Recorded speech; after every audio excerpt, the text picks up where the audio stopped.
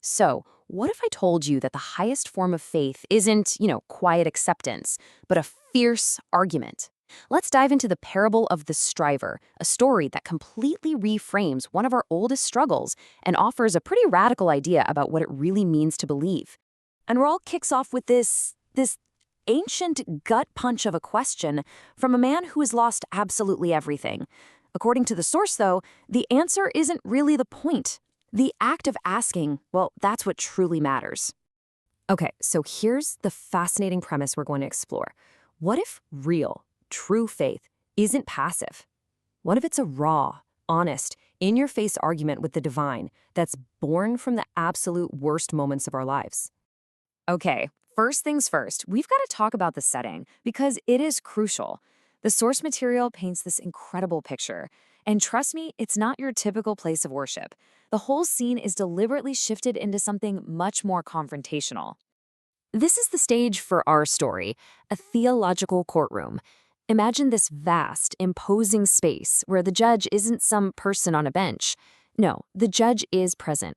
As the source says, the way weather is present, the way pressure changes before a storm. And right there, in the middle of it all, is our witness, the striver, ready to make his case. And here he is, our plaintiff, a man who, by every single measure, did everything right. He held up his end of the bargain with the universe, and what did he get for his faithfulness? He's been systematically stripped of his home, his kids, his health, until he's left standing all alone in a field of ash. This is where his story and, his argument begins. So just like in any good courtroom drama, the first witnesses get called to the stand. But they are not here to back up the striver. They're here to offer explanations. Explanations that, as the source suggests, are really just about making themselves feel safe. Now, this is where it gets really interesting, how the source breaks down the advice from the striver's friends. They offer up three tidy theories to explain away his suffering. You've got the ledger, the idea that he must have sinned, the delay, the old "it's for a greater good" line, and the submission, the claim that he should just shut up and take it. Each argument is a desperate attempt to make the universe make sense again, really just to make themselves feel safe from that random, terrifying field of ash. And this quote, this gets to the absolute core of the striver's entire case. He throws out their comfortable frameworks not because he's bitter, but as the text says, out of precision. He trusts the raw data of his own experience, the hard reality of the ash, more than any neat little theory they can throw at him. So you see, the striver's rejection of these easy answers isn't an act of losing faith. According to this source, it's the exact opposite. It's the start of a deeper, way more honest form of faith, one that's built on confrontation. And this isn't some quiet internal prayer, oh no. It's a public declaration, spoken in the first person, a direct accusation. And here's the key, it's directed at something. To argue like this is, in itself, an incredible leap of faith, because it assumes someone is actually there to hear it. This is it. This is the central logic of the whole parable. You don't scream into a complete void, right? The very act of bringing your case, of lodging your complaint directly, that is the ultimate proof that you believe someone is actually listening.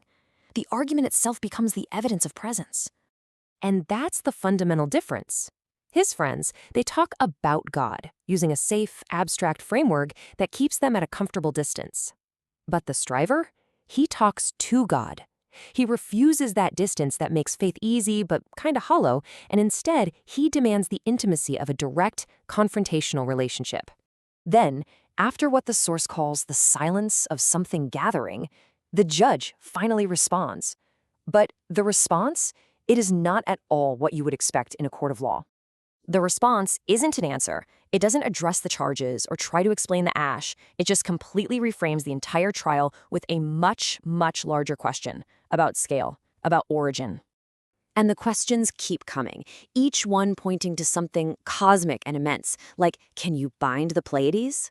Talking about a whole cluster of stars. It's this overwhelming show of scale. But the point isn't to make the striver feel small. It's to reveal the sheer magnitude of the entity he's been brave enough to argue with. So the crucial point here is that this isn't a legal defense. It's not an explanation.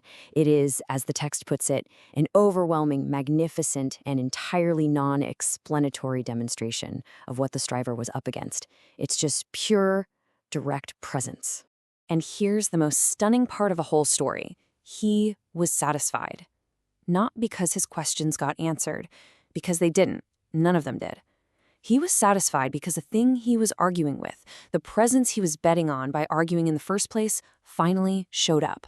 The relationship he was fighting for was confirmed.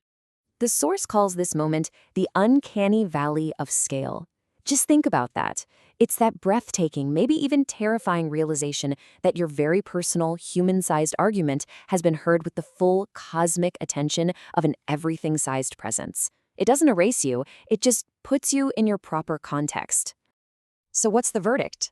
After all this, what's the final takeaway from this incredible theological trial? What did the striver actually win? Well, he didn't get an explanation for his suffering. He didn't get a nice framework to feel safe. Instead, he got something way more profound: presence. He got the attention of the whirlwind, a real relationship built on argument, and a true context for his own life. The court didn't offer a verdict on the ash. It validated the trial itself. And here we see the striver's transformation. His argument isn't just a complaint anymore. It's become a practiced instrument.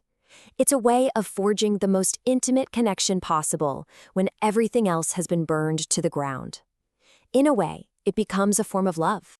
And that leaves us with this final, really provocative question. When we find ourselves standing in our own ash fields, what will we really seek? Will we reach for a comfortable explanation that makes the pain feel a little smaller, a little more manageable? Or will we, like the striver, find the courage to stand there and use our honest argument to demand a presence?